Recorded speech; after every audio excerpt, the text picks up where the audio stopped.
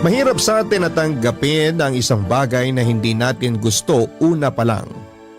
Mahirap rin para sa atin na tumanggi dahil alam nating may mga taong maaapektuhan. Ikaw kapuso, napilitan ka na bang tumanggap ng isang bagay na labag sa iyong kalooban? Dear Papa Dudut, normal lang naman sa magulang na maggalit sa mga anak kapag may ginawang hindi maganda. Pero paano nga ba kung inaraw-araw na ang galit sa iyo ng iyong magulang nang hindi mo na alam kung ano ang nagawa mong masama?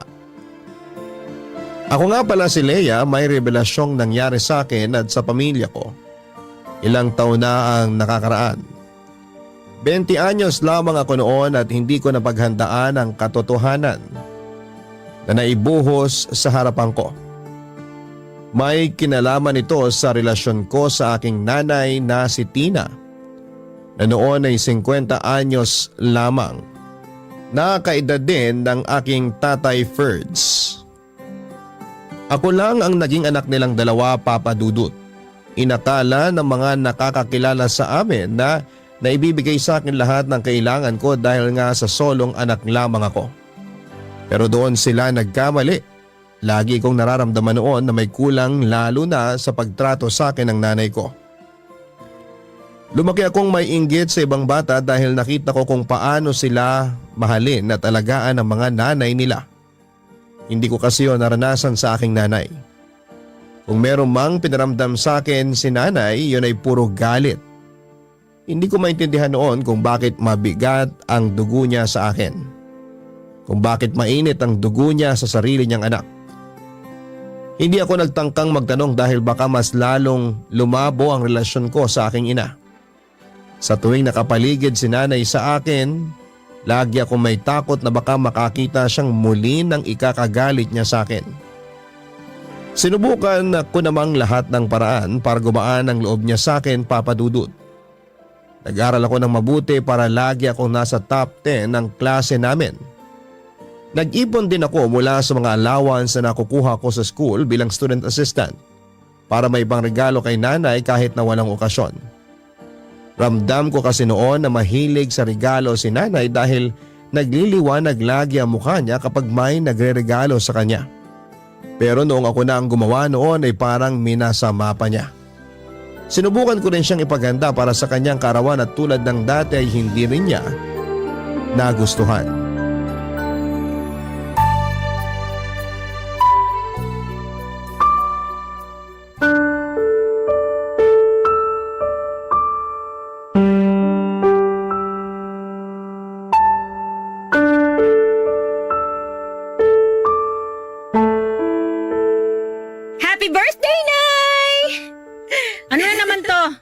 Sorpresa po para sa birthday nyo.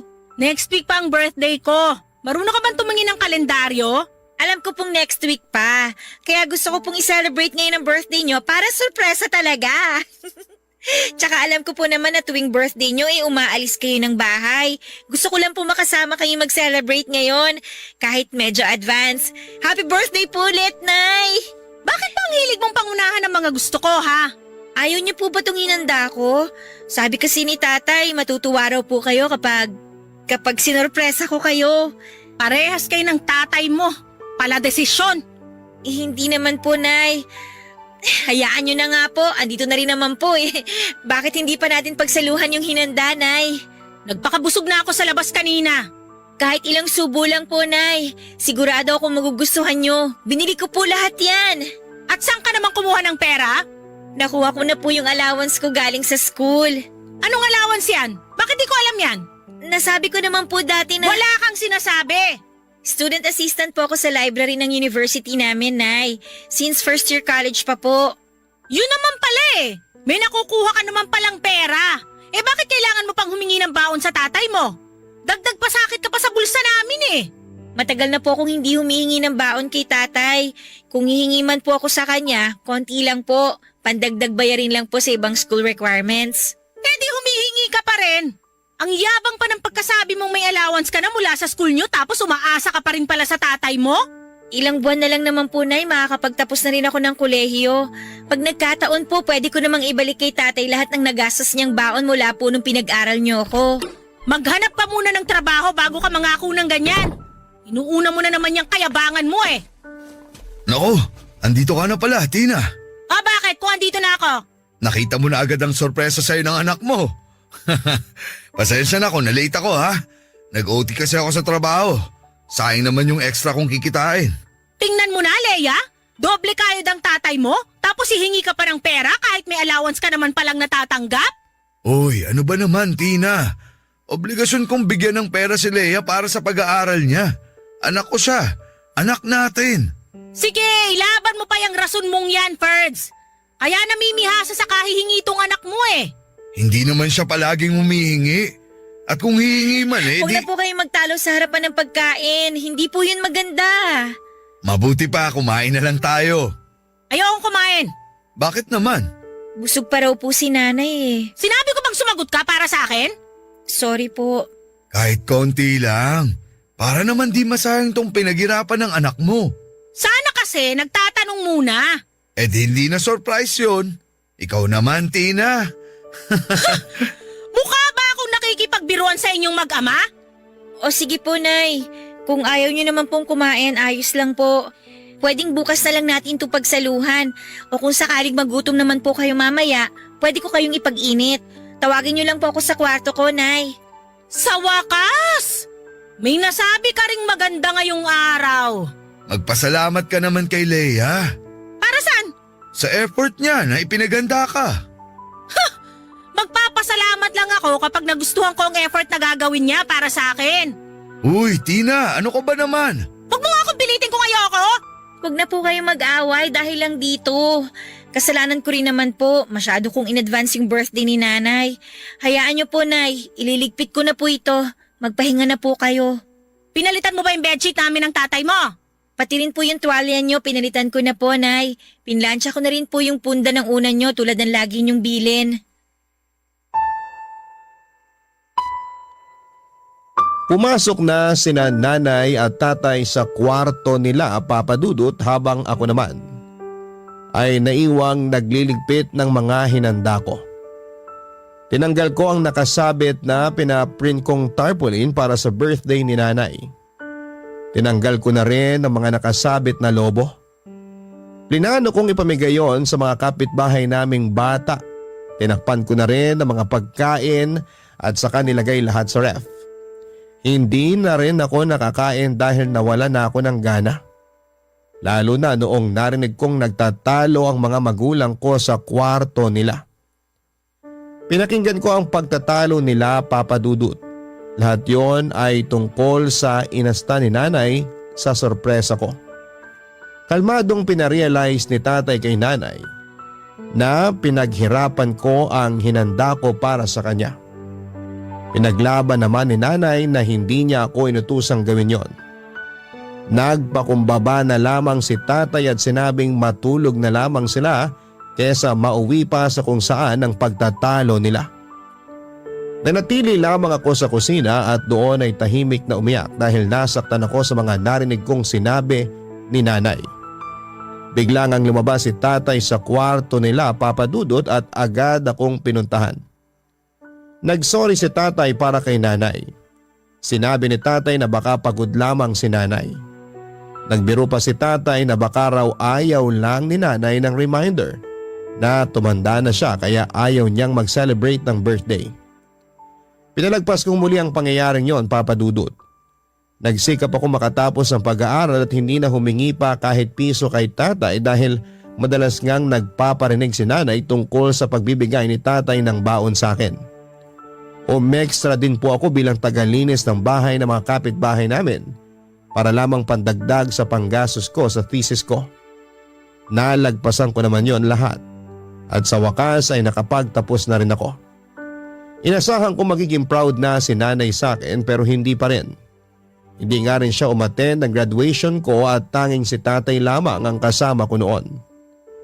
Nakipag-inuman si nanay sa handaan para sa graduation ng anak ng kaibigan niya.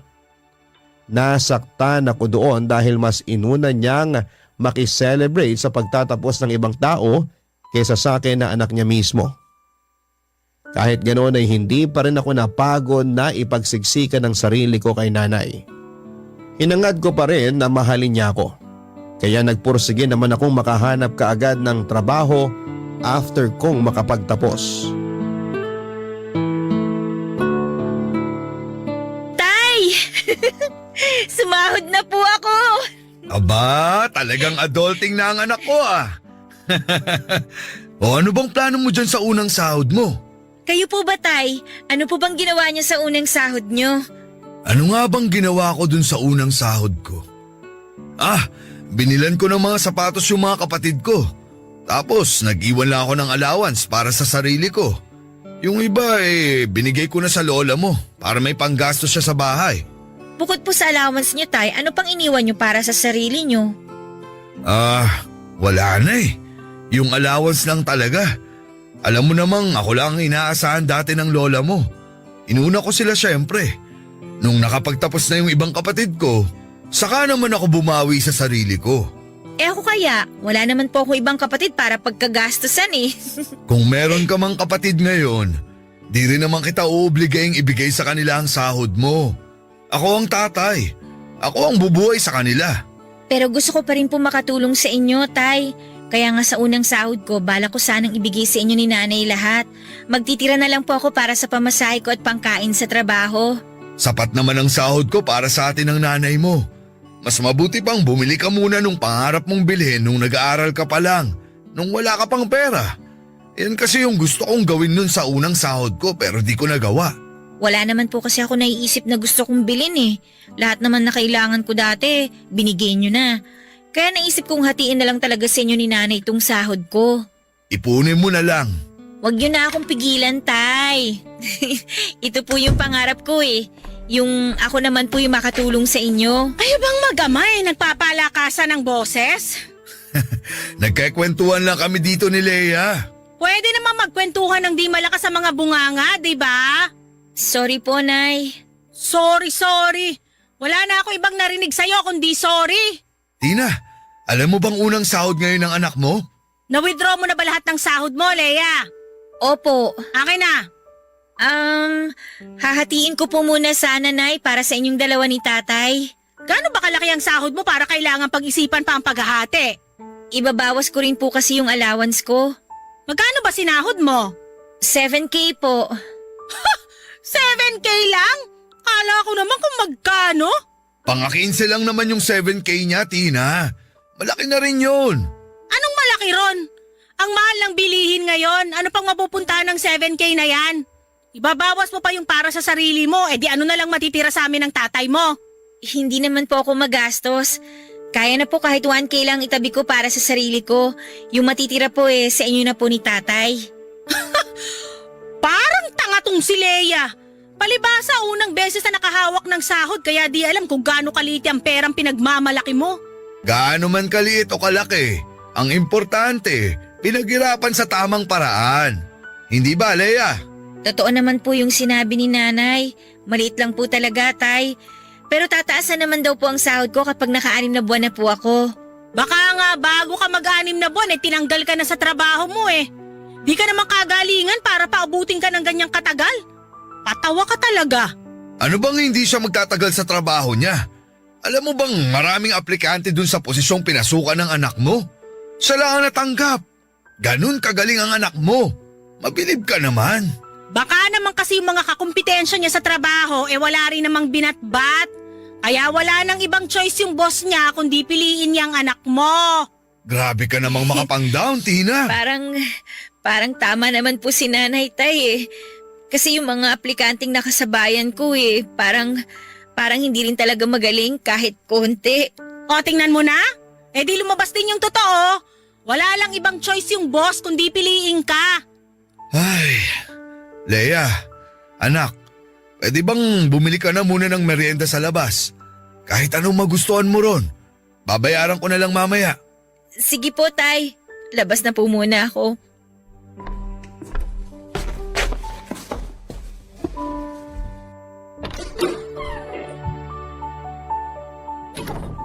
Ano ba namang ugali ang pinapakita mo sa anak mo, Tina? Grabe ka! Bakit? Masama na ba magsabi ng totoo ngayon? Pwedeng magsabi ng totoo nang di nakakasakit ng kapwa mo. Lalo na sa sarili mong anak.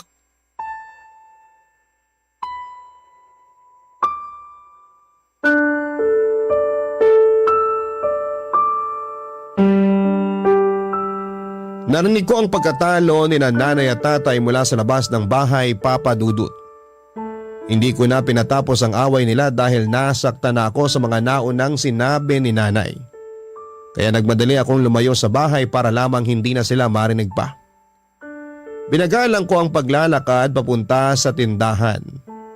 Ilang tindahang malapit ang nilagpasan ko dahil ayoko munang bumili ng merienda.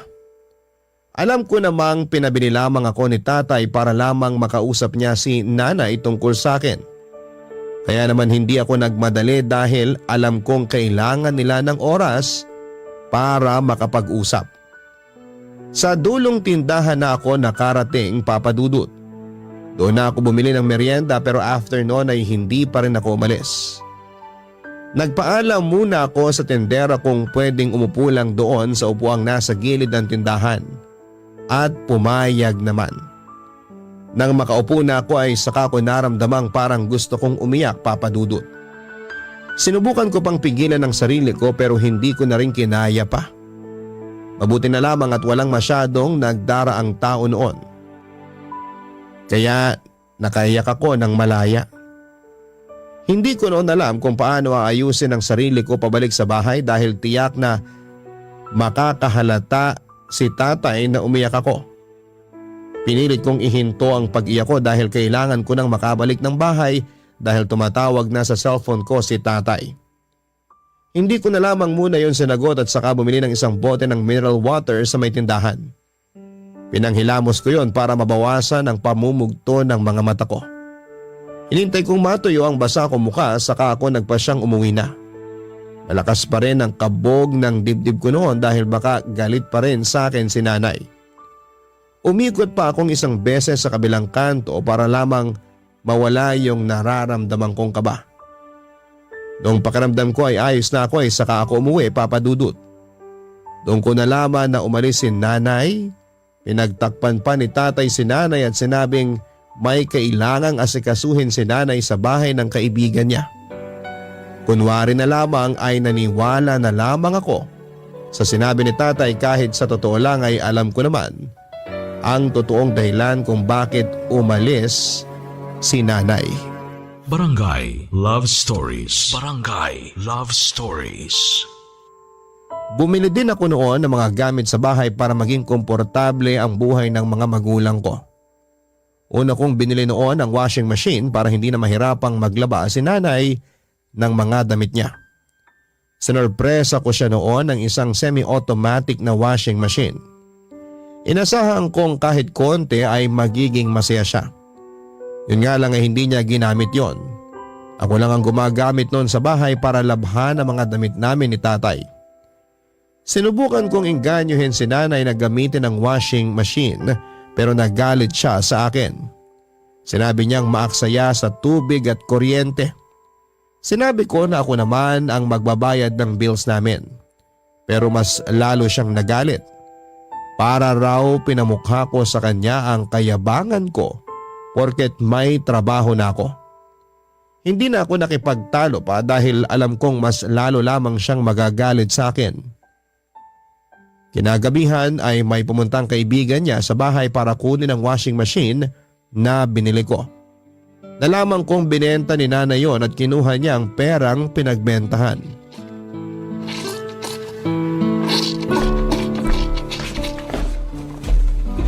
Oh, bakit nag-handwash ka ng damit dyan? Wala na po kasi yung washing machine natin. Oh, asan? Nagtampo ba kaya bumalik sa mall? Si tatay talaga. Binenta po ni nanay. Oh, bakit binenta? Ang laking tulong nun para makapaglaban ng mga bedsheet at kurtina. Baksaya daw po kasi sa tubig tsaka sa kuryente.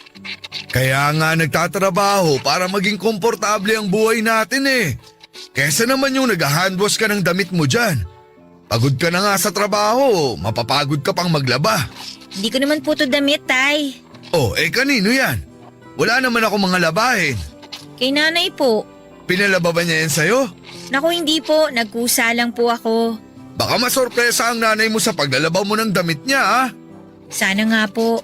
Ang ibig kong sabihin, masorpresa tulad nung ginawa mo nung birthday niya. Baka magalit. Baka di magustuhan. Alam ko pong marami siyang nilakad ngayong araw kaya pag nakita niyang wala na siyang labahin, matutuwa na siya. Parang ako ang kinakabahan sa ginagawa mo eh. Alam mo naman ang nanay mo pag pagod, mainitin ang ulo. Matatanggal po ang init ng ulo niya kapag nakita niyang wala ng laman ng laundry basket niya. Proven na po yun sa mga babae. Ewan ko ha, pero matagal ko nang kasama ang nanay mo. Pag di umayon sa kanya ang mga nangyayari, nagiging dragon siya. Pati tuloy ako kinakabahan na, Tay. Hinahanda lang naman kita. Kahit ikaw kilala mo na rin ang nanay mo. Alam mong pinaglihi yun sa high blood at alta presyon. Tatay naman Tulungan na lang kitang maglaba bago ka maabutan ng nanay mo. Mukhang pauwi na rin yun Ako na po, Tay. Babanlawan na lang po to. Tutulong na ako para matapos na. Tay, Palabasin na lang natin na ako ang naglaban ng lahat ng damit niya ha. bakit po kayo? Ako nga po nagpapalakas kay nanay. Kailangan malaman niya na ako yung naglaba para plus points sa akin. Minus points yan sa kanya. Bakit naman po? Huwag kang masasaktan sa sasabihin ko ha. Alam mo namang minsan mainit ang dugo sa'yo ng nanay mo. Kaya kapag nalaman niyang may ginawa ka para sa kanya, kahit maganda pa yan, di niya tatanggapin. Hahanapan niya ng butas para mabigyan ng rason yung galit niya sa'yo. Gusto ko lang naman pong magkaayos na kami. Gusto ko na mahalin niya rin ako tulad ng pagmamahal niyo sa akin. Mahal ka naman ng nanay mo. Di nga lang siguro tugma yung pagmamahal na binibigay niya sa gusto mong matanggap. Siguro nga po. Balang araw, mauubos din ang galit ng nanay mo sa katawan niya. Maubos nga kaya. Parang siya yung nagsusupply ng galit sa mundo Ginawa mo pang supplier ang nanay mo. Umusog ka na nga doon para matulungan na kita sa paglalaba. Siguradong pauwi na rin ang nanay mo. Tay, Oh, bakit? namantsahan ko po yung puting blouse ni nanay. Ha? Sigurado ka? Baka naman dati pa yan. Ngayon lang po to, Tay. Naihalo ko po yung isang puting blouse niya rito sa mga dikolor. Mareremedyohan natin yan. Huwag kang mag-alala.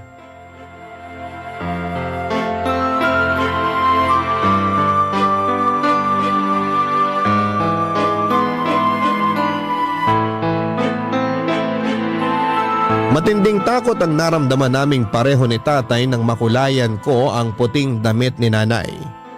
Sinubukan nga naming remedyohan yon, nag-check ako sa internet ng mga pwedeng home remedy. Sinubukan naming ibabad sa tubig na may suka at bleach pero hindi yon umepekto. Napabili si tatay ng kalamansi at kinaska sa damit pero hindi pa rin natanggal ang pagkakahawa. Nagpakulo rin kami ng tubig at saka ibinuhos yon sa damit at saka muling kinusot pero wala pa rin. Marami na kaming sinubukang gawin ni tatay, matanggal lamang ang pagkakahawa ng dikolor sa puting damit ni nanay. Pero hindi kami nagtagumpay. Nanghina ako nang mapansin kong gumaspang na ang damit ni nanay dahil sa kakakusot namin. Medyo nanilaw na rin yon, Papa Dudut. Tinapos na lang muna namin ang ibang labahan at saka sinampay. Binukod namin ang namansyahang damit, Papa Dudut. Hindi nawala ng pag-asa si tatay na mawawala ang mansya ng damit na yon. Sinubukan niyang itawag sa lola namin kung paano pa masolusyonan yon. Lahat ng pinayo ni lola ay wala ring naging epekto.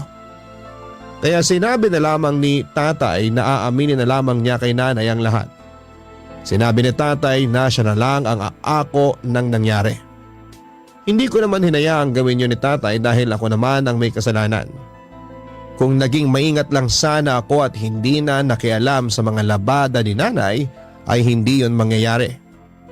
Naiyak na ako kaya mas lalong nagpumilit si tatay na akuin ang kasalanan ko. Bago pa kami makabuo ng desisyon ay dumating na si nanay. Sinalubong agad ni tatay. Nakangiti naman si nanay at mukhang good mood siya kaya mas lumakas ang loob ni tatay na sabihin ang nangyari sa puting damit niya. Kahit good mood noon si nanay ay nakaramdam pa rin ako ng takot. Wala namang bago doon papadudot dahil lagi naman akong takot noon kay nanay. Nadoble nga lang ang takot ko lalo't may nagawa na talaga akong kasalanan sa kanya. Ramdam ko noon na hindi niya palalagpasin ang nagawa kong pagkakamali at ipapamukha yun sa akin habang nasa iisang bubong kami.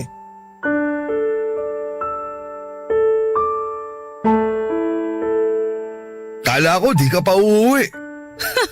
Bakit? Ayaw mo ba ako umuwi? Hindi naman.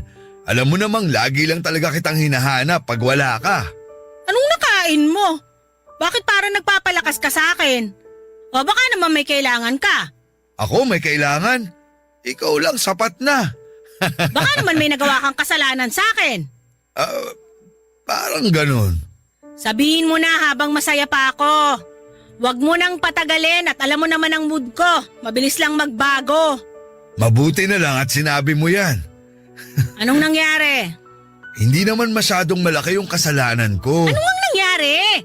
Sinubukan ko kasing laban yung mga damit mo para di ka na maglaba pag uwi mo. Talaga? Ngayon mo lang ako pinaglaba ah? Kaya lang, may isang puting damit na naihalo sa mga dekolor kaya… Nay, ako po yung nakahalo ng puting damit niyo sa dekolor. Ako po yung naglaba, hindi po si tatay. Sorry po. Bakit mo pinakailaman ang mga damit ko? Masyado kang pabida eh! Wala rin naman po kasi akong ibang ginagawa kaya nilaban ko na yung mga damit ninyo.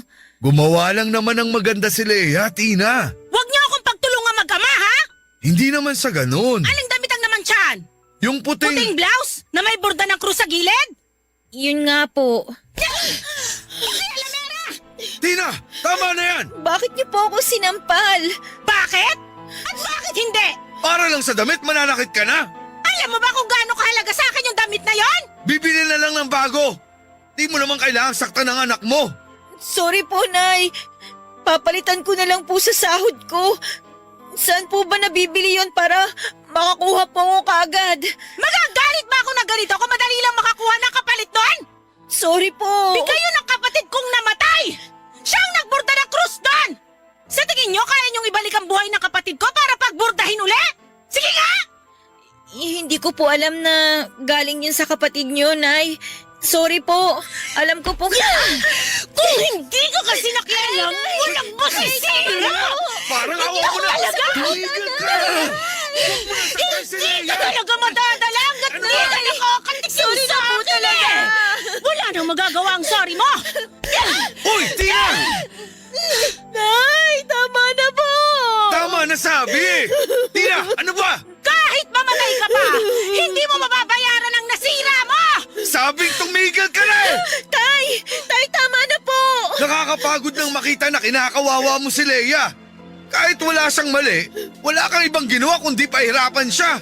At ako, hindi ba niya ako pinahirapan? Mula nung pinanganak siya, nasira na ang buhay ko! Nay! Huwag mo akong hawakan! Sana namatay ka na lang! Besti ka! Magsama kayong mag-ama! Nay!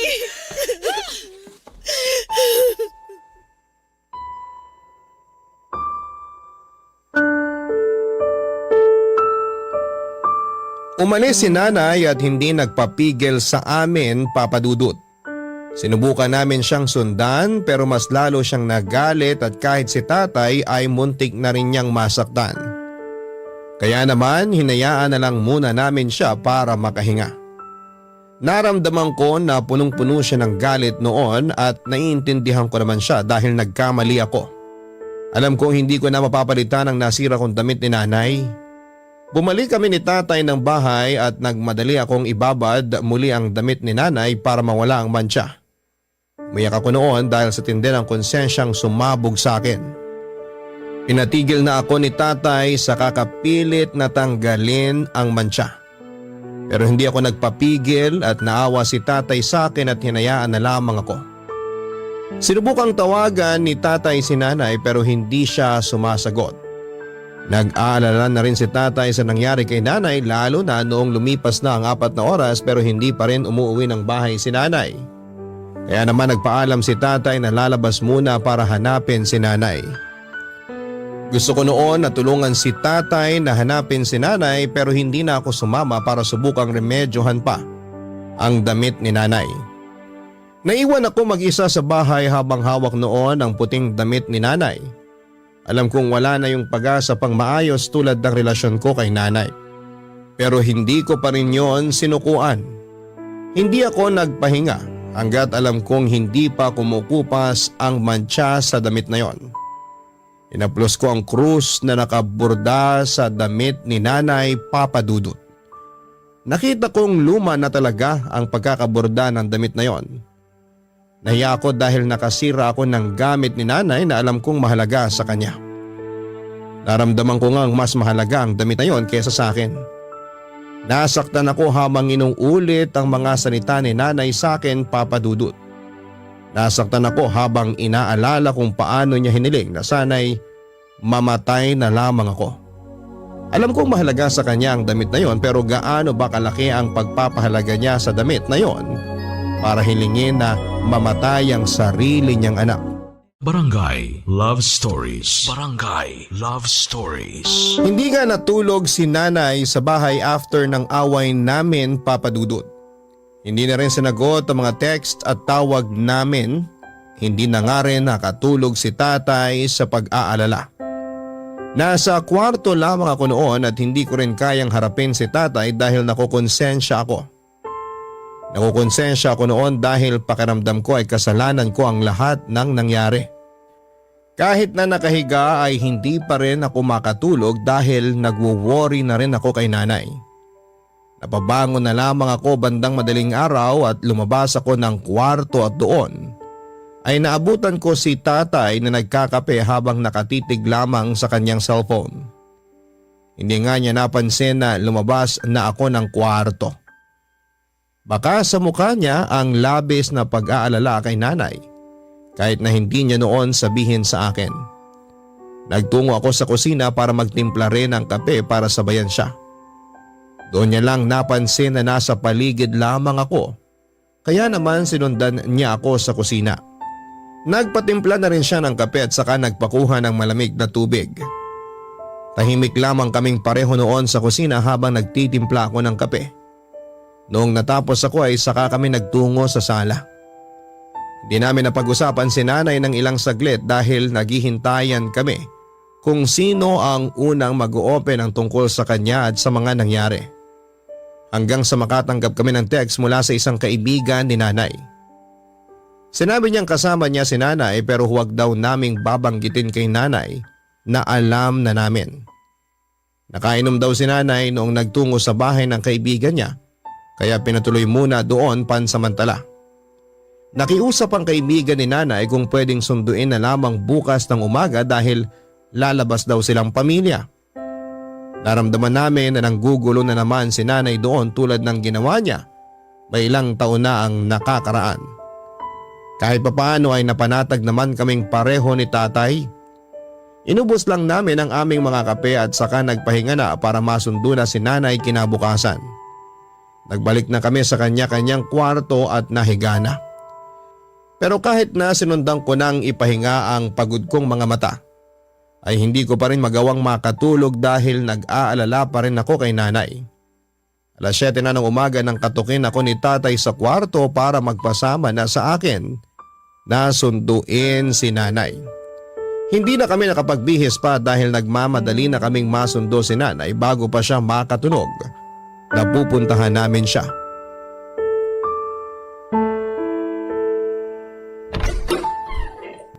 Anong ginagawa niyo rito? Paano niyo nalamang nandito ako? Umuwi na tayo, Tina. Huwag mo akong utusan. Nay, umuwi na po tayo. Nakakahiya na po dito sa kaibigan niyo. Kayong mahiya. Kayong sumugod dito tapos… Pinasundo ka sa amin ng kaibigan mo. Talagang di niyo ako bibigyan ng peace of mind, no? Nay, Isa ka pa! Kailangan talaga nandito ka rin? nag-aalala lang naman po ako sa inyo, Nay. Di ko kailangan ng pag-aalala nyo! Kailangan ko lang makalayo sa inyo! Ayos lang naman sana kung magsasabi ka kung saan ka pupunta. Di ka naman namin pipigilan kung gusto mo mapag-isa eh. Huwag naman sana yung di ka man lang mag-update. Siyempre nag-aalala rin kami sa'yo. Ayoko nga kayong kausapin eh. Ano bang mahirap intindihin doon? Please naman, Tina. Huwag ka na mag-eskandalo rito. Nakakahiya. Dapat naisip nyo yan bago kayo sumugod dito. Sa bahay na lang tayo mag-usap. Dito lang ako. Nakiusap po yung kaibigan nyo na kung pwede sunduin ka na po namin kasi Huwag mo akong kausapin, demonyo ka! Kala mo ayos na tayo? uwi na po tayo, Nay. Sa bahay na po natin ayusin lahat. Baka marinig pa tayo ng mga kaibigan nyo. Wala nang maaayos pa, Leia! Sirang-sira na lahat mula nung dumating ka sa buhay ko! Tina, parang awa mo na. Tama na. Ano po bang nagawa ko sa inyo, Nay? Bakit bang tindi ng galit nyo sa akin? Ginawa ko naman po lahat Lagi kong inuunang nararamdaman ninyo, ang pangangailangan ninyo. Wala ko ibang ginawa kundi humanap ng paraan para mahalin nyo ko. Bakit po, Nay? Bakit po? Bakit ganyan kayo sa akin? Gusto mong malaman ang totoo? Tina, wag dito. Ano ka ba naman? Hindi! Dito na lang natin gawin! Naghahanap ng sagot yung anak mo eh! Tina! Ano po ba yung totoo, Nay? Una sa lahat, huwag mo akong tawaging nanay dahil hindi naman kita anak! Tina, ano ba? Ha? Hindi ko po kayo maintindihan. Anak ka ng tatay mo sa ibang babae! Tay! Leia, anak. Kailangan talaga humingi ka ng eksplanasyon sa tatay mo? Ayaw mo akong paniwalaan? Ha! Hindi kita anak! Bakit sa tingin mo ang bigat ng dugo ko sa'yo? Ano yon? Trip ko lang? Leia, anak. Mahal ka namin at Namin? Ikaw lang ang nagmahal dyan kay Leia! Huwag mo ako idamay! please naman, Tina. Wag mo nang pabigatin ang sitwasyon. Ako ba nagpapabigat ngayon ng sitwasyon? Ako ba nagloko? Ako ba nakabuntis ng ibang babae? Ako ba nag-uwi ng anak sa ibang tao? Di ba ikaw lahat ang gumawa nun? Paano ako ang nagpapabigat ng sitwasyon, Haffords? Bakit ako? Nay! Pingi ka ba? Kakasabi ko lang sa'yo na di ako ang nanay mo, di ba? Yung nanay mong haliparot, iniwan ka sa tatay mo dahil ayaw sa'yo. Ako ba kaya? Hindi ka ba talaga titigil, Tina? Kayong tumigil sa pagbibigay ng stress sa akin! Walis na kayo!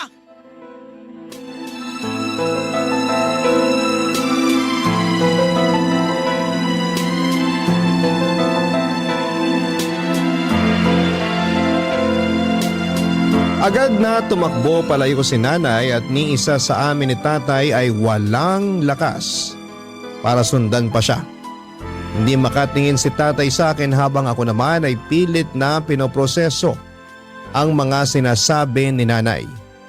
Hindi na rin kinontak pang muli ni tatay si nanay. Pinagbigyan niya ang gusto ni nanay na mapag-isa. Inaya na ako ni tatay na umuwi na parang walang nangyari. Hindi ko rin alam ang eksaktong mararamdaman ko kay tatay matapos kong malaman na anak niya ako sa ibang babae. May mga narinig na akong ganito noong bata pa ako at madalas kong maramdaman na niloloko ako ng mga kalaro ko at ng mga pinsang ko na ampun lang daw ako. Inakala kong panunukso lamang yon dahil gano'n naman talaga ang tuksuhan ng mga bata pero totoo pala. Noong nakauwi na kami agad na nagpunta sa kusina si tatay para ipagtimpla ako ng kape. Naya niya akong samahan siyang maupo sa may sala. Alam ko noon na balak niyang pag-usapan namin ang nangyaring revelasyon ni nanay. Sa totoo lang ay ayoko noon na pag-usapan pa dahil hindi ko talaga tanggap pero kailangan na. Papadudot hindi pa man din namin nagagalaw ang kapeng tinimpla ni tatay ay kinausap na niya ako. Sinabi niya lahat ng totoo tungkol sa pagkatao ko. Hindi pinalad si nanay at tatay na magkaroon ng anak dahil may problema sa matres si nanay. Naging problema yon sa kanilang dalawa dahil pangarap ni tatay na magkaroon ng anak at hindi yon naibigay ni nanay. Naging madalas ang pag-aaway nila dahil pakaramdam daw ni tatay ay walang patutunguhan ang pagsasama nila dahil kulang daw kung walang anak. Ayaw naman daw mag-ampon ni tatay dati dahil nga gusto niyang galing sa kanyang magiging anak niya. Nakipaghiwalay muna pansamantala si tatay kay nanay nang lumabas na ang mga away nila. Umalis si tatay noon sa bahay at hindi alam ni nanay kung saan siya nagpunta. At wala pang isang buwan ay bumalik din ang tatay dahil na-realize niyang mahal niya si nanay. Sinubukan nilang ayusin ang relasyon nila hanggang isang araw. Nalaman ni tatay na nakabuntis siya ng iba.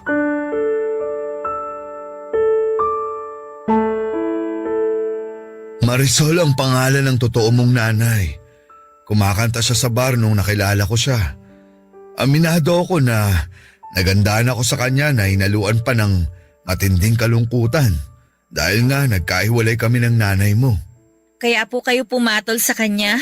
Siya yung unang lumapit eh. May tinanong lang nung una hanggang sa napatawa ko na lang siya. Pagkatapos nun, bawat pahinga niya sa set niya, lagi siyang umuupo sa tabi ko. Nagkaroon ako ng interes.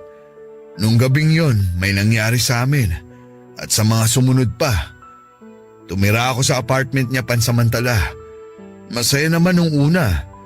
Akala ko di na ako babalik pa sa nanay mo. Pero isang gabi, sabi ko sa sarili ko noon, iba pa rin ang nanay mo. Kaya iniwan ko si Marisol. Hindi niya po ba kayo hinabol? Hindi naman. Doon ko lang din nalaman na may boyfriend siya sa ibang bansa kaya di rin kami pwede. Maayos naman kaming nagkahiwalay. Akala ko yun na ang huling pagkikita namin. Hanggang sa tinawagan niya ako para ipaalam na nabuntis ko siya.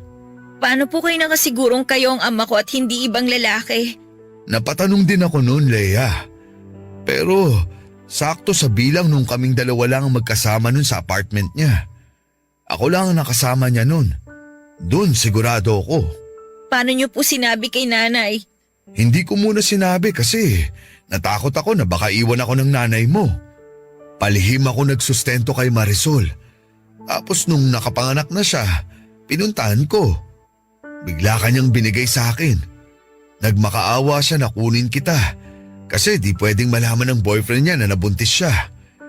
Maliit pa lang ang tiyan ni Marisol nung nagpakalayo-layo sa kanila para maitago ang pagbubuntis niya. Kaya medyo may kalakihan ang sinustento ko kasi wala siyang ibang naging trabaho habang nagbubuntis siya. Pagkatapos niyang manganak, bumalik ulit siya sa pagkanta. Tapos inuwi niyo na ako? Oo, wala naman akong ibang alam na pagdadalhan sa'yo nun at gusto ko ring iuwi ka. Hindi ko lang nga alam kung paano yung tatanggapin ng nanay mo. Ano pong reaksyon ni nanay nung inuwi niyo ako? Nabigla, natulala. Sinabi ko sa kanya na handa akong tanggapin ang parusa niya o kung anuman. Basta wag ka lang niyang ilayo sa akin. At umaasa ako na sana tanggapin ka niya bilang sarili niyang anak. Tinanggap ka naman niya, Leia. Pero hindi niya ako minahal.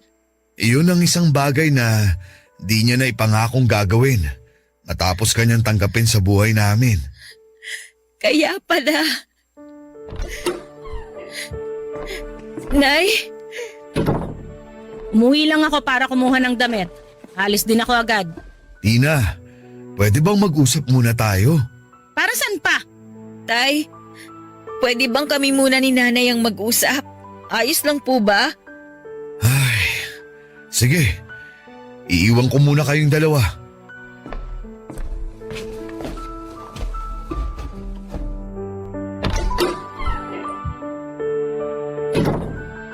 Wala tayong dapat pag-usapan, Leia.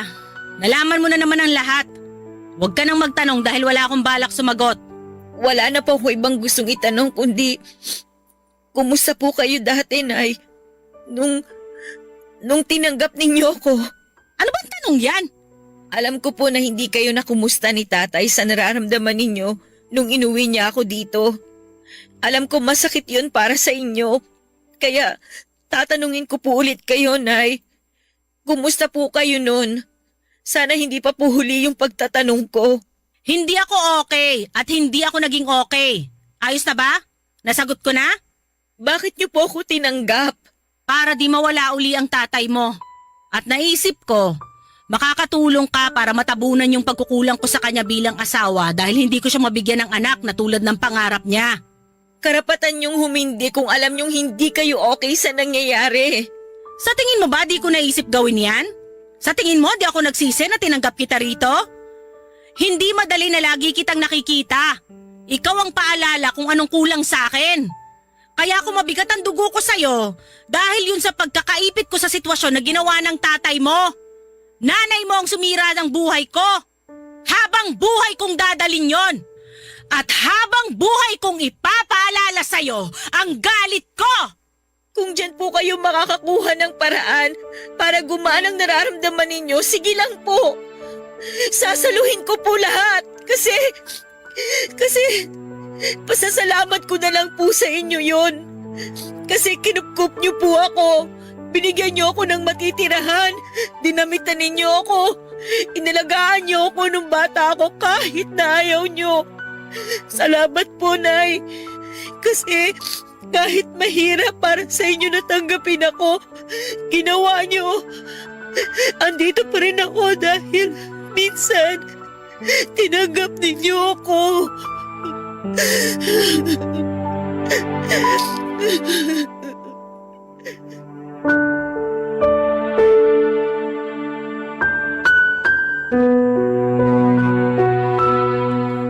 Naiyak na lamang ako habang binibigkas ang nararamdaman ko kay nanay. Wala akong galit sa kanya noon kahit na sabihin pang hindi niya ako pinakitaan ng maganda mula pagkabata.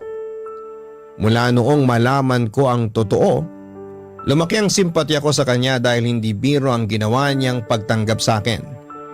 Kaya wala akong karapatan para magtanim ng galit sa kanya dahil tao lamang siya. Tao lamang siya na minsan ay pinagtaksilan dahil sa kakulangan. At ayoko noon na iparamdam ulit yon sa kanya at nagpasalamat ako ng paulit-ulit dahil yun lang ang nakita kong paraan para maiparamdam sa kanya na malaking bagay ang ginawa niyang pagtanggap sa akin. Inasahan kong magagalit siya, magwawala o di naman kaya ay muli akong sasaktan. Pero nagulat na lamang ako na bigla niya akong niyakap at umiyak. Humingi siya ng tawad sa mga pagpapahirap niya sa akin. Hiningi niya rin ang tawad sa mga pagkukulang niya sa akin bilang isang ina. Sa unang pagkakataon, Papa Dudut, ay pinaramdam niya sa akin na siya ang nanay ko. Hindi man ako nanggaling sa kanya pero sinabi niyang anak pa rin niya ako. Hindi man daw niya naipakita ng tama pero mahal daw niya ako. Naunahan lamang daw siya ng galit at hindi niya nabitawan agad ang puot. Sa ngayon ay sinusubukan pa rin naming ayusin ang relasyon naming mag-ina. Nakatulong din ang paglapit muli ni tatay para pag-usapan nila mag-asawa ang sinubukan nilang talikuran noon. Nagkaroon ng closure si nanay mula sa sakit na dinala ni tatay sa kanya. Yun lang naman ang kailangan ni nanay. Yung malaman ni tatay na nasaktan siya at minsan hindi siya naging okay sa mga nangyari. At mula noon ay mas lalo pang naging matibay ang relasyon nila dahil napag-usapan nila kung anuman yung mga bagay na nakasira sa kanila noon. Hindi sila natakot na harapin ang nakaraan nila dahil alam nilang kaya na nilang isara yon nang hindi nanghihinayang sa mga tanong na hindi nasasagot, Papa Dudut. Wala na rin akong balak pang alamin kung nasaan man ang tunay kong nanay. Malaki pa rin naman ang pasasalamat ko sa kanya kung nasaan man siya, pero para sa akin ang nakagisnang kong nanay ko na lamang ang mahalaga ngayon. Kung sakali mang balang araw ay mag-cruise ang aming landas ay hindi ko naman ipagkakait sa kanya ang mayakap siya at mapatawad. Hanggang dito na lamang po ang aking liham. Agad po kaming nagpakasal na dalawa. Ngayon ay may dalawa na kaming anak, Papa Dudut. 2 lalaki, 7 years old ang panganay at 5 years old naman ang pangalawa. Nurse po si Elena. Tuwing nasa trabaho kaming dalawa ay ang lola na mga bata ang nagbabantay sa kanila. Hindi po kami mayaman pero meron naman po kaming sapat na income na mag-asawa para magkaroon ng komportableng buhay. Masaya po ang pamilya namin dahil nabibiyayaan kami ng mabait at masipag na ilaw ng tahanan. Kaya nga po kontento na ako sa kung ano man ang meron ako sa ngayon. Meron akong 2 anak na nagbibigay inspirasyon sa akin at asawang katuwang ko sa aking pagtanda.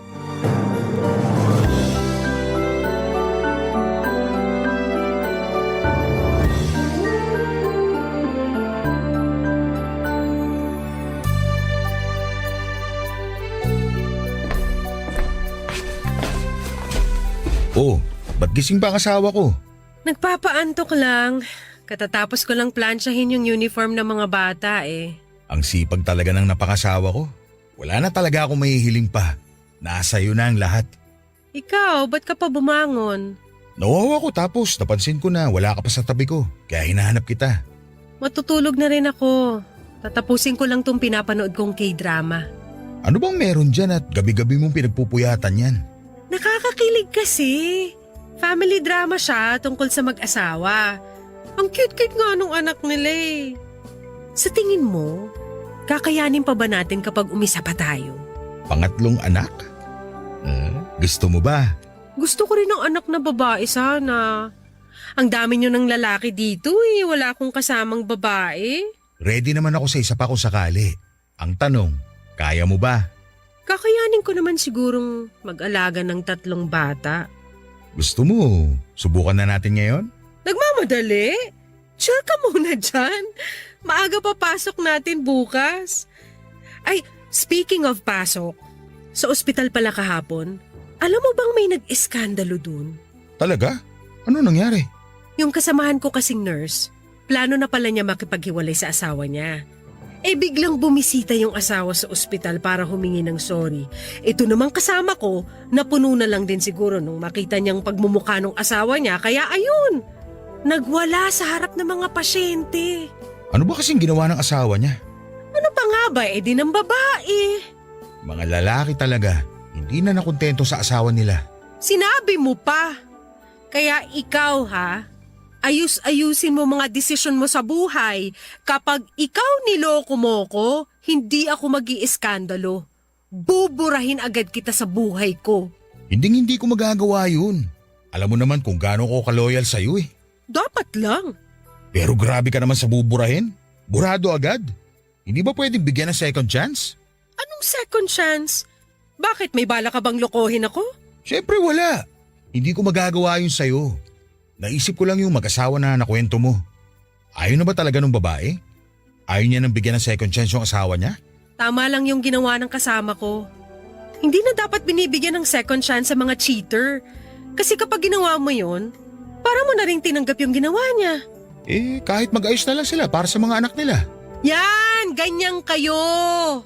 Ginawa niyo pang panangga yung mga bata, eh di sana naisip niyo yan bago kayo gumawa ng kasalanan. Tsaka niyo na lang kasi naaalala na may anak pala kayo pagkatapos niyong makaraos. Oh, bakit galit na galit? Uy, hindi ako yun ng babae. Eh kasi naman, ang kakapal talaga ng mukha ng mga cheater. Yung iba nga nagagawa pa nilang ipasa sa asawa nila yung sisi. Minsan, kaya nagiging abusado ang mga cheater na yan dahil sa mga chance na ibinibigay ng mga taong marurupok eh. Kapag gumawa ng kasalanan ng isang tao, by choice yun. So dapat ibigay sa kanila yung deserve nilang punishment. Kaya para sa akin, hindi talaga uubra ang second chance. Ginusto mo yan? So kailangang harapin mo ngayon ang consequences. Oh, tama na yan. High blood ka masyado eh. Mas lalong hindi ka makakatulog niyan. Nakakagigil kasi. Oo na. Tara na, matulog na lang tayo. Mauna ka na, tatapusin ko lang to. 10 minutes na lang. Okay, sige. Antayin kita sa kama para sabay na tayo matulog. Papadudod sa isang insurance company po ako nagtatrabaho. Ilang taon na rin po ako sa kumpanyang ito at maganda ang mga benepisyong natatanggap ko sa kanila kaya nagtagal ako sa kanila. Marami na akong katrabaho at naging kaibigan na nakilala pero karamihan sa kanila ay lagi akong iniiwanan para maghanap ng mas magandang opportunity. Sa trabahong ito ko na po nakilala ang bagong empleyado na si Christine. Tahimik lamang si Christine sa unang linggo niya sa opisina. Pero pagtagal na mga buwan matapos siyang makapag-adjust sa bago niyang workplace ay biglang lumabas ang totoo nitong personality. Kalog siya, papadudot, maingay, sobrang ingay at palakaibigan siyang tao at karaniwan siya ang bumubuhay sa dating boring naming opisina. Kung sa classroom ay may tinatawag na class clown, sa amin ay merong office clown at si Christine po yun.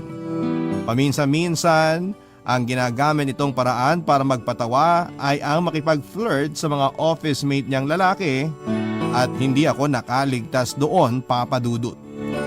Kahit alam niyang pamilyadong tao na ako ay sige lamang siya sa pakikipagharutan sa akin dahil para sa kanya, joke lang ang lahat at bawal itong seryosohin. Nung unay, sinasabayan ko pa ang mga biro ni Christine sa akin dahil buong akala ko nakatuwaan lamang ang lahat. Pero kalaunan ay napapansin ko na medyo nagiging totoo na ang mga banat ni Christine. Napatunayan ko ito nang minsang hinintay niya na makapag-out ako sa trabaho.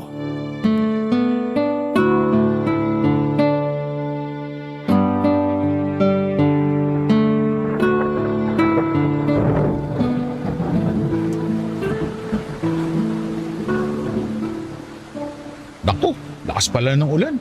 Kaya nga eh. Oh, ikaw pala Christine. Akala ko kanina ka pa umuwi. Wala yung sundo ko eh. Nasa ibang planeta ata. So, hindi ka susunduin ng asawa mo ngayon? May out of town work asawa ko kaya wala akong sundo today. Bad trip nga eh. Kung kailan wala akong sundo, saka naman umulan. Ang ganda ng panahon kaninang umaga eh. May bagyo ba? Di ko lang sure. Paano ka uuwi niyan?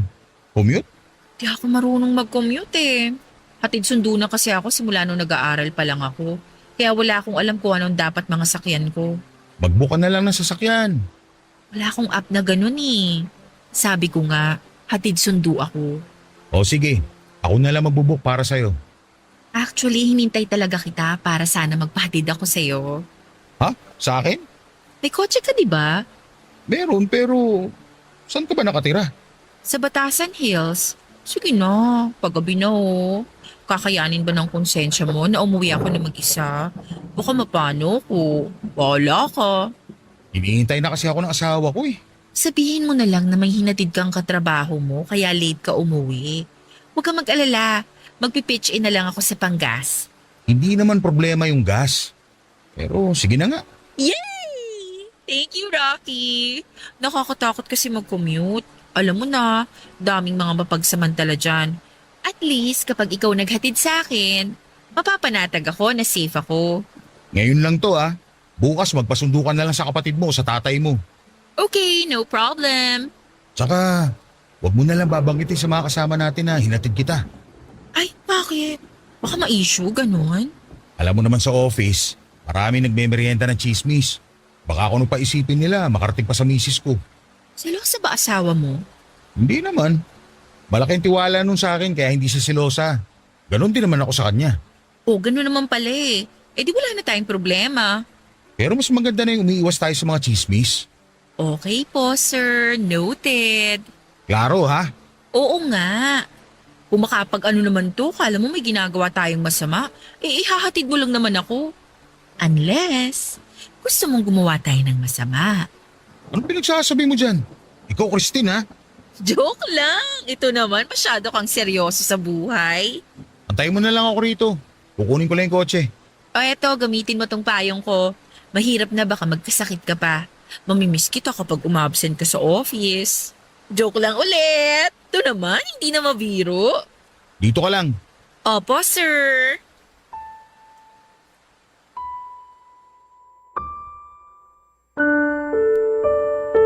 Papadudot pagkahatid ko kay Christine sa bahay nila ay pinilit niya akong pumasok muna pansamantala sa bahay nila. Sobrang lakas na kasi ng ulan noon na halos mag-zero visibility na kaya nahirapan po akong mag-drive. Pumayag po ko sa anyaya niya at may kalakihan ng bahay nila Christine, Papadudot. Malaki raw kasi ang sinasahod ng asawa niya kaya afford nila ang ganong klase ng tirahan.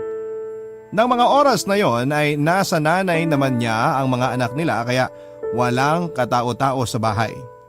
Habang nagpapatila ng ulan ay ipinag-bake ako ni Christine ng oatmeal cookies na matagal na niyang ipinagyayabang sa office.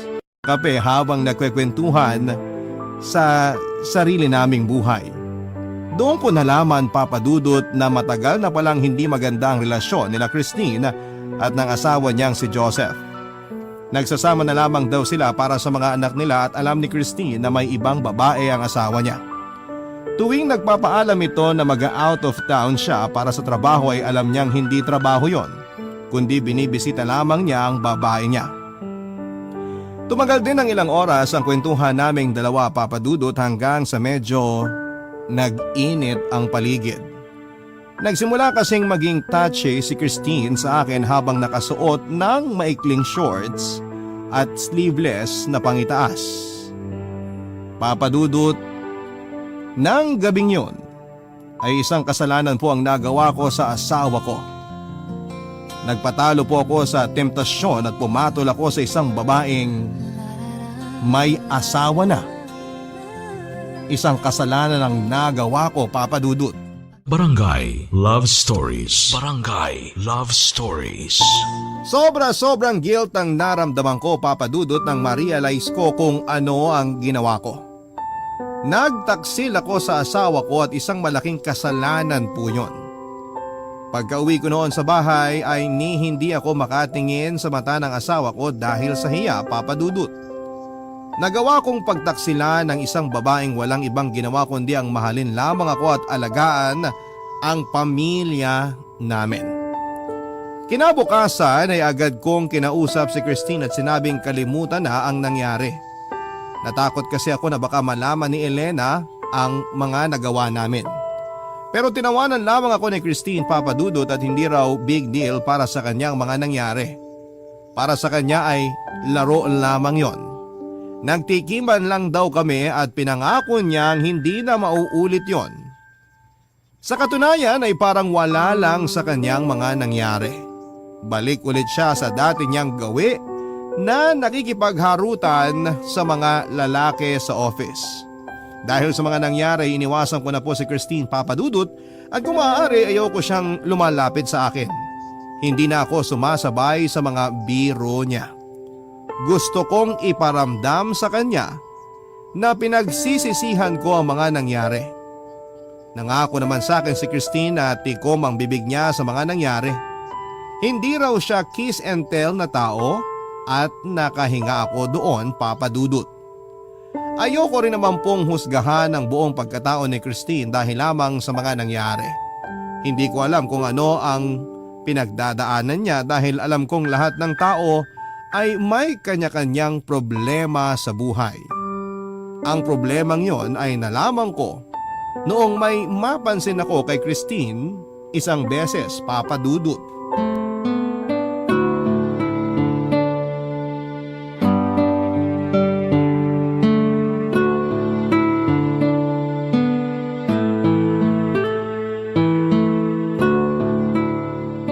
Good morning, Rocky. Ay, suplado. Walang sagot. Oh, good morning. Okay, makikiraan lang po. Sandali lang, Christine. Yes, bakit po? May dumi ka yata sa muka. Ah, ito ba? Hindi to dumi. Eh ano yan? Pasa? Aalis na ako. Marami pa akong trabaho. Pasa ba yan? Sinasaktan ka ba ng asawa mo? Hindi to pasa, makeup to. Contour. Contour lang to. Hindi mo magigets kasi lalaki ka. Pasa yan eh. Hindi nga, kulit. Sige nga, pisilin mo nga. Kung hindi masakit, maniniwala akong makeup yan. Bakit ba interesado kang malaman? Ano ngayon kung pasa to? Concern lang ako kung sinasaktan ka ba ng asawa mo. Anong gagawin mo kung oo? Ipaglalaban mo ba ako? So sinasaktan ka nga. Hindi. Pero nag-away kami kagabi. Napagbuhatan niya ako ng kamay. Kailangan mo yung report. Violence against women yan. Hindi na kailangan. Konting pagtatalo lang yun. Akala mo naman hindi kayo nag-aaway ng asawa mo. Nag-aaway kami pero hindi ko siya sinasaktan. Eh di sana all hindi sinasaktan. Ano ba pinagawayan nyo?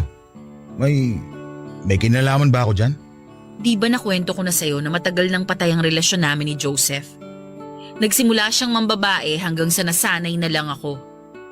Minsan nagsiselos pa rin ako kasi mahal ko yung tao. Pero ano pa nga bang magagawa ko? Hindi niya na ako mahal eh. Hindi mo sinagot yung tanong ko. Nag-away ba kayo dahil sa nangyari sa atin? Gusto mong malaman ng totoo? Oo. Ikaw ang dahilan kung bakit kami nag-away. Walang yan naman, Christine. Bakit mo sinabi sa kanya? Hindi ko sinabi, nalaman niya. Paano? Nakita niya sa CCTV. Christine naman, bakit hindi mo sinabi may CCTV pala sa bahay nyo? Sinasadya mo ba to para masira kami ng asawa ko? Hindi ko rin alam. Hindi ko alam na nagkabit pala siya ng CCTV sa bahay. Paano ngayon kung malaman ni Elena yung nangyari? Wala na tayong magagawa ron. Kapag nasira ang pamilya ko, kasalanan mo to. Bakit ako lang? Ako lang bang mag-isang gumawa nun? Hindi ba na-enjoy mo rin? Ginusto mo rin yung nangyari, Rocky. Hindi ko ginusto yung nangyari. Pinagsisisihan ko nga yun eh. Wala nang magbabago kahit magsisihan pa tayong dalawa. Nangyari na ang nangyari. Pero babalaan kita, Rocky, ha? Mapaghiganti ang asawa ko. Ihanda mong sarili mo. Para saan? Aalis na ako. Marami pa akong kailangang tapusin. Teka! Christine, sadali lang! Bigla akong binalot ng takot sa mga nalaman ko, Papa Dudut. Hindi ako takot sa maaaring gawin ni Joseph. Ang kinakatakot ko ay kapag nalaman ni Elena ang katotohanan. Hindi ko kayang makitang nasasaktan ang asawa ko, Papa Dudut. Sobra-sobra talaga ang pagsisisi na ginawa ko ang bagay na yon, pero wala na akong magagawa kundi ang harapin ang bunga ng pagtataksil ko. Tuwing nasa bahay ako ay pinapakiramdaman ko ang bawat galaw ng asawa ko, Papa Dudut. Anumang oras kasi ay maaaring kausapin ni Joseph si Elena, lalo na't nasabi ni Christine kung saan kami nakatira. Ito ang dahilan kung bakit siya binugbog ng asawa niya para malaman kung saan kami nanunuluyan. Sobrang guilty na mga galawan ko noon, Papa Dudut. Naging masipag ako sa bahay, inaako ko na noon ang mga karaniwang trabaho ng misis ko tulad ng paghuhugas ng pinggan at pagpaplansya ng mga damit ng bata. Naging extra sweet din ako sa kanya, Papa Dudut. Araw-araw ay para ako naglalakad sa gilid ng bangin na anumang oras ay maaari akong mahulog. Alam ko na may paparating na problema. Hindi ko lamang alam kung kailan po ito mangyayari. Pero hindi na po tumagal ang paghihintay ko, Papa Dudut. Dahil nang minsang umuwi ako galing sa trabaho ay isang bisita ang naghihintay sa bahay. Walang iba kung hindi si Joseph.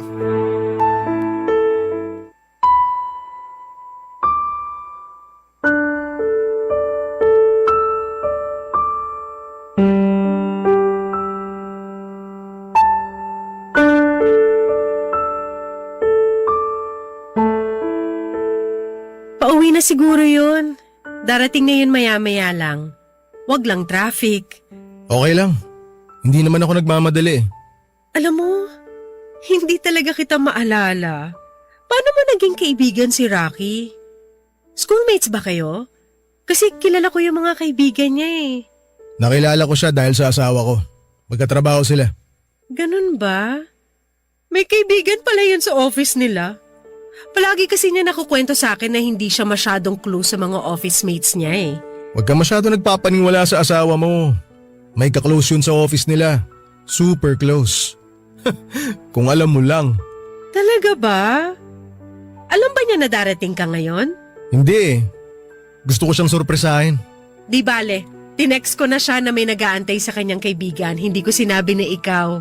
Hintayin ko na lang siya. Sigurado magugulat yon kapag nakita niya ako. O siya, diyan ka lang. Ipagtitimpla lang kita ng maiinom. Kahit wag na. Oh, speaking of the devil, nandyan na pala siya. Mahal, nandito na ako. Sino yung sinasabi mong bisita? Ito, si Joseph. Kanina ka pa niya hinihintay. Ikaw ba si Rocky?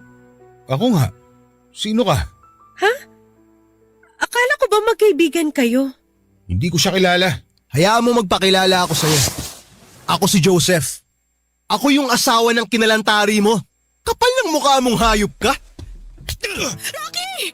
Hoy! Anong ginawa mo sa asawa ko? Hindi pa ba niya nasabi sa'yo kung ano yung pinag-aagawa niya sa opisina nila? Anong ginagawa?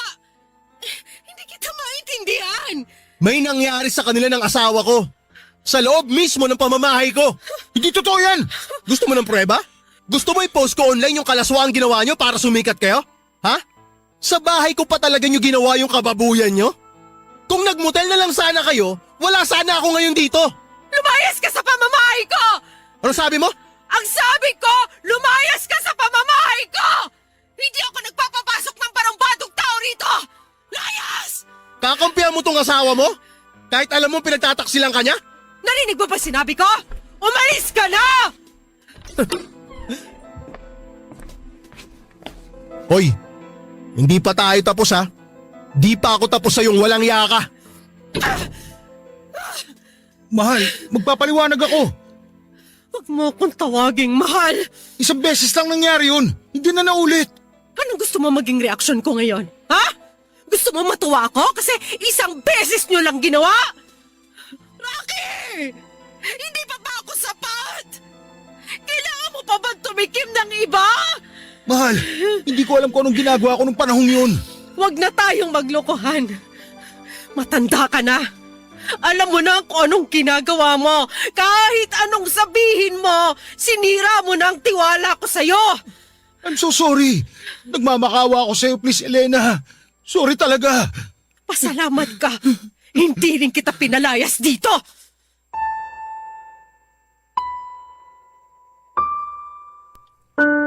Papadudot ng gabing yon ay pilit akong iniwasan ni Elena. Hindi niya ako kinikibo at kahit na anong paliwanag ang sabihin ko ay sarado na ang tenga nito. Sapat na raw ang nalaman niya at hindi na raw magbabago ang katotohanang nakipagtalik ako sa ibang babae. Hindi po mahilig sa komprontasyon si Elena, papadudot, at hanggat maaari ay umiiwas siya sa away at sa gulo. Yon ang masakit para sa akin, papadudot. Alam kong nasasaktan siya dahil sa mga nagawa ko. Gusto kong magalit siya, gusto kong sigawan niya ako. Yung kahit murahin pa niya ako, mailabas lamang niya ang galit sa puso niya pero hindi niya yon ginawa sa akin. Nanahimik lamang siya buong gabi. Sa mga sumunod na araw ay ginawa ko po ang lahat para mahingi ang kapatawaran ng asawa ko. Paulit-ulit na paghingi ng tawad ang ginagawa ko kahit na nagmumukha na akong siramplaka. Alam ko po kasing wala nang mangyayari kahit na anong paliwanag ang gawin ko. Cheating is cheating at walang anumang salita ang makapagliligtas sa akin mula sa ginawa kong yon. Halos isang linggo ring ibinigay sa akin ni Elena ang silent treatment bago siya nakapagdesisyon sa isang bagay.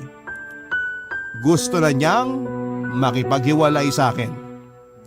Masyado raw masakit ang nangyari para sa kanya at buong akala raw niya ay isang lalaking loyal at family-oriented ang taong pinakasalan niya pero nagkamali pala siya. Papadudot binigyan niya ako ng 3 araw para magayos ng mga gamit ko at para magpaalam sa mga anak namin. Barangay Love Stories. Barangay Love Stories. Papadudot, napakalaki ng pagsisisi ko na nagawa ko ang bagay na yon kay Elena.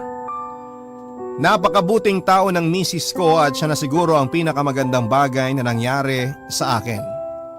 Pero dahil sa mga nangyari ay nasaktan ko siya. Sinira ko ang tiwalang ibinigay niya sa akin. Sinira ko ang sariling pamilya namin. Wala na po ako nagawa pa kundi ang sundin ang kagustuhan ni Elena at yun na lamang ang tanging bagay na magagawa ko sa kanya ang bigyan siya ng panahon at oras. Pansamantala po akong nangupahan matapos akong palayasin ng asawa ko. Nang mga panahong yon ay sinikap kong makabalik sa pamilya ko.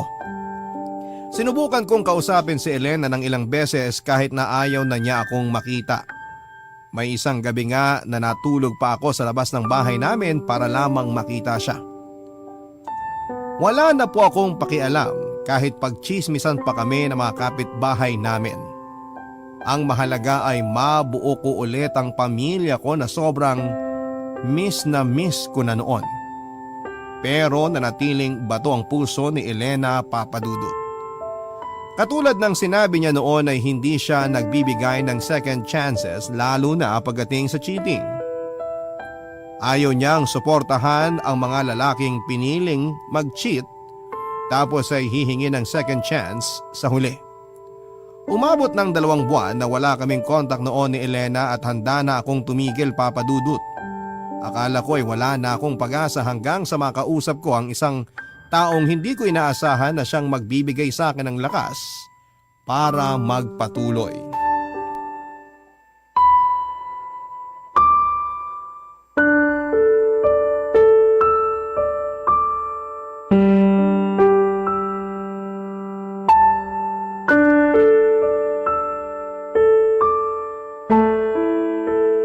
Rocky, Oh, ikaw pala Christine. ano nang balita sa'yo? Sa inyo ng asawa mo? Bakit mo tinatanong? Concerned lang naman ako sa'yo. Ang laki na ng pinagbago mo eh. Tignan mo nga yung sarili mo, ni hindi ka na makapag-shave. Kumakain ka pa ba? Ang payat mo na oh. Ano ba pakialam mo? Kinukumusta lang naman kita. Huwag mo na subukan sumali sa away namin mag-asawa. Wala ka na dun. May pakialam ako kasi akong dahilan ng lahat. Proud ka? Proud ka na ikaw ang dahilan ng lahat? Hindi. Nahihiya ako sa'yo na nadamay kayo ng asawa mo sa problema namin ni Joseph. Kaya gusto kong bumawi. Nandito lang naman ako eh kung gusto mo nang makakausap. Hindi ko kailangan na makakausap. Kailangan kong pamilya ko na nawala dahil sa'yo. Sana hindi na lang kita hinatid. Sana hinayaan na lang kita nung araw na yon. Kung yan ang ikagagaan ng loob mo, na may tao kang sinisisi, sige, ako na lang. Sisihin mo ko, sa akin mo ibaling ang lahat. Ako na nga ako ng kasalanan nating dalawa. Magalit ka sa akin, okay lang.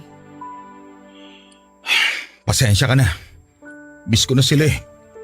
Miss ko na ang asawa ko. Gusto ko na ulit mayakap ang mga anak ko. Hindi ko na alam kung anong gagawin ko, Christine. Alam kong alam mo kung anong dapat mong gawin. Ipakita mo sa asawa mo na nagsisisi ka sa nangyari. Huwag kang tumigil.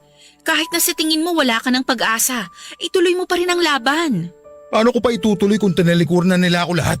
Tinalikuran ka kasi sinaktan mo sila. Wala tayong karapatang magreklamo kasi tayong gumawa ng kasalanan. Ngayon, ang kailangan mong gawin, patunayan mo ang pagmamahal mo sa asawa mo. Buuin mo uli yung nasirang tiwala niya sa'yo. Alam kong mahirap pero mas mahirap kung hahayaan mo na lang na mawala sa'yo ang pamilya mo. Bakit ikaw? Sumuko ka na rin naman, di ba? Alam mo may babaeng asawa mo pero hinahayaan mo lang siya. Hinahayaan mo saktan ka niya, hinahayaan mo manipulahin ka niya. Ginagamit niya ang mga anak niyo para magstay ka at okay lang yun para sa'yo. Kung magsalita ka para may ginagawa ka sa sitwasyon mo patay mali siya ka rin naman. Nakipaghiwalay na ako kay Joseph. Iniwan ko na siya. Sa ngayon, inilalaban ko na ang custody sa mga bata. By next month, makakasama ko na ang mga anak ko. Hindi ako sumuko, Rocky. Kinailangan ko lang ng panahon para tanggapin ang katotohanan na kailangan ko ng pakawalan ng taong dating minahal ko.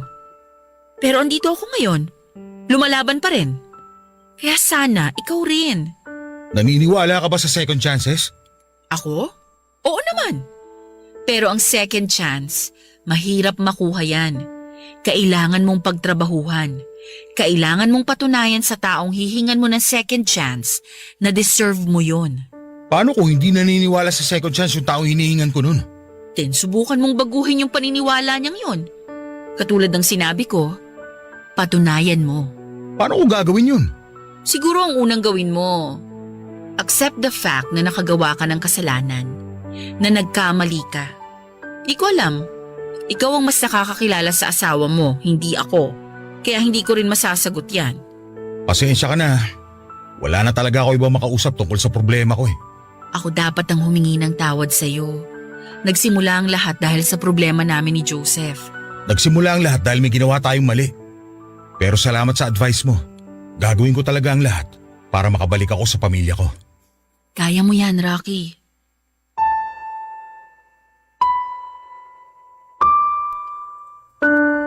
Papadudot 5 buwan din akong nalayo sa pamilya ko. Hanggang sa dumating ang araw na nag-celebrate ang bunso naming anak. Yun ang nakita kong opportunity para makalapit sa pamilya ko.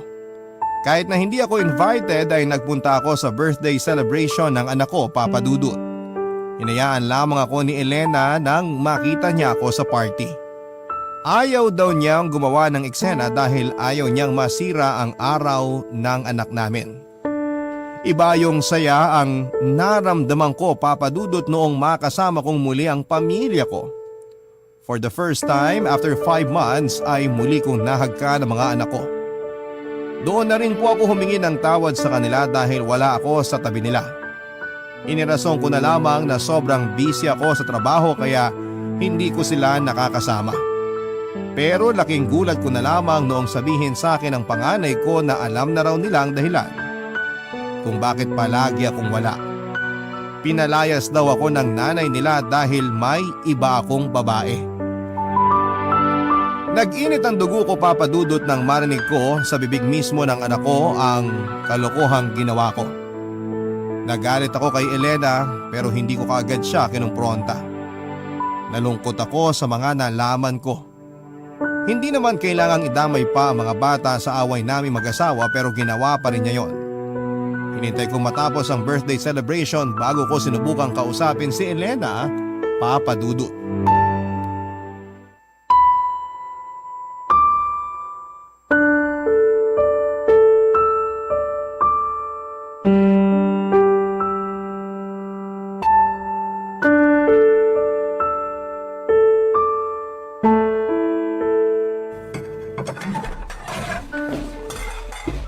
Elena, mag-usap tayo.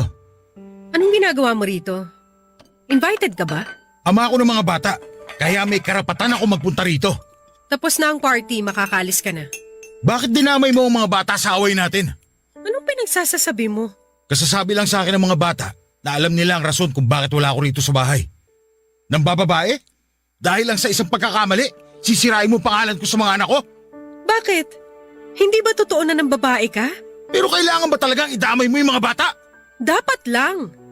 Para sa murang edad, matuto na sila kung anong tama at mali. Lalaki ang mga anak mo, Rocky. Ayokong tularan kanila. Anong gusto mong gawin ko? Magsinungaling sa kanila? Pagtakpan kita? Kampihan ko ang pagiging cheater mo? Hindi ko gagawin yun. Bata lang sila. Wala pa silang muwang, Elena. Oo, bata pa sila.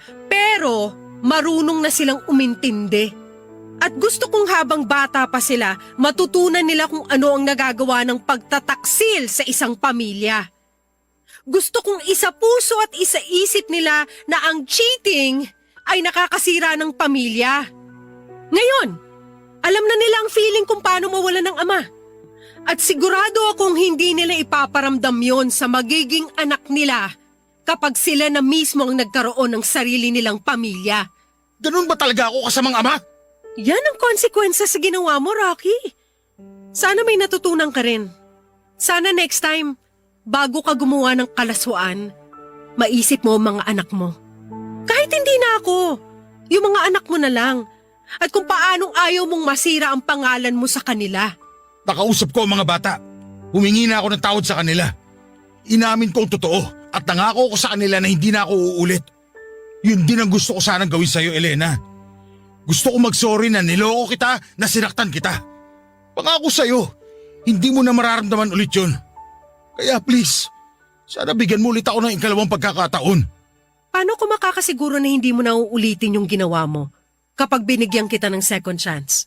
Dahil ama ako at ayoko na mawalay sa mga anak ko. Kung alam mo lang kung gaano ko namimiss sa mga bata.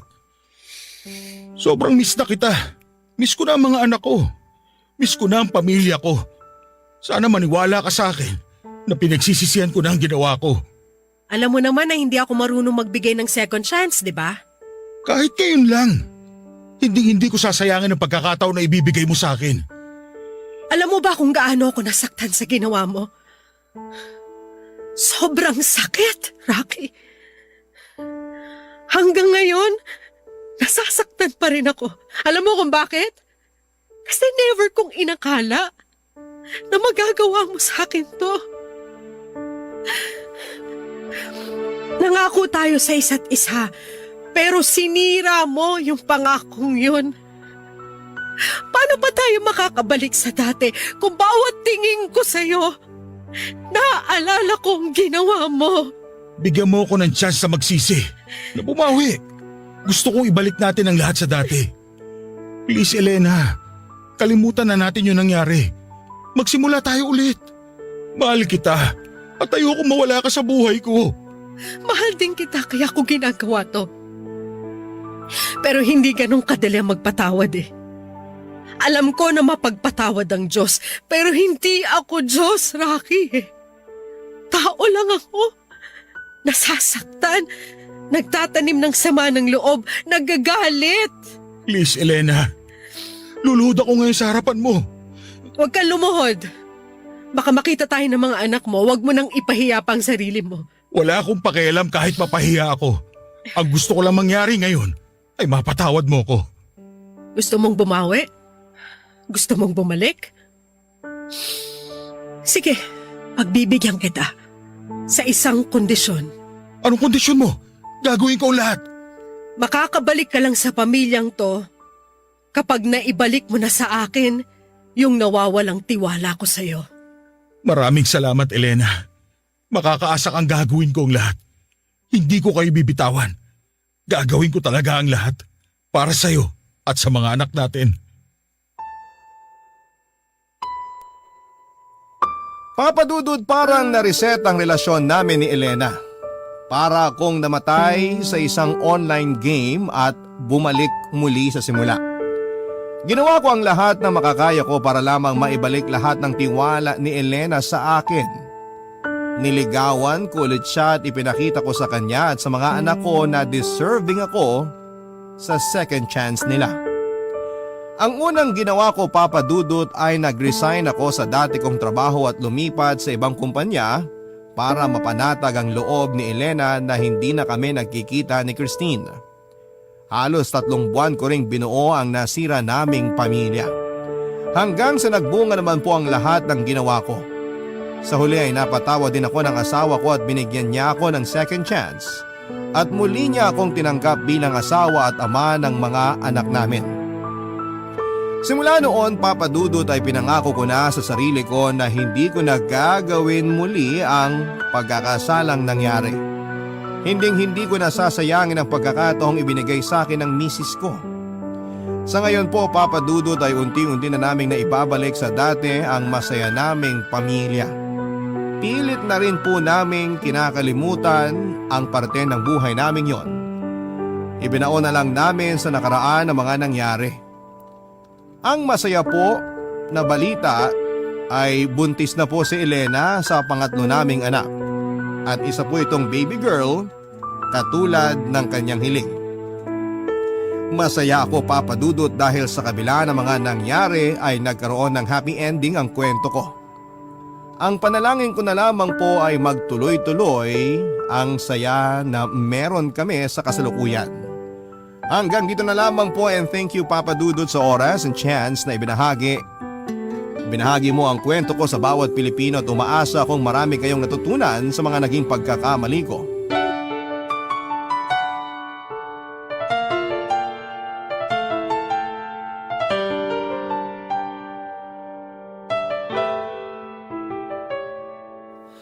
Ang buhay ay mahiwaga, laging may lungkot at saya. Sa Papa Dudut Stories, laging may karamay ka.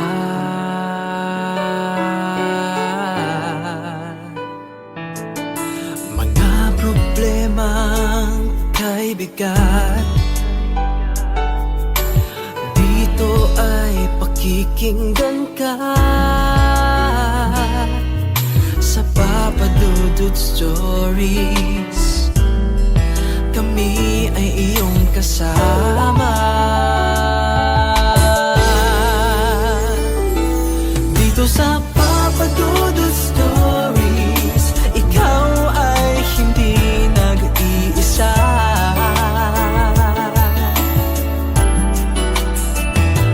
Dito sa Papa Dudut Stories, may nagmamahal sa'yo. Papa Dudut Stories, Papa Dudut Stories.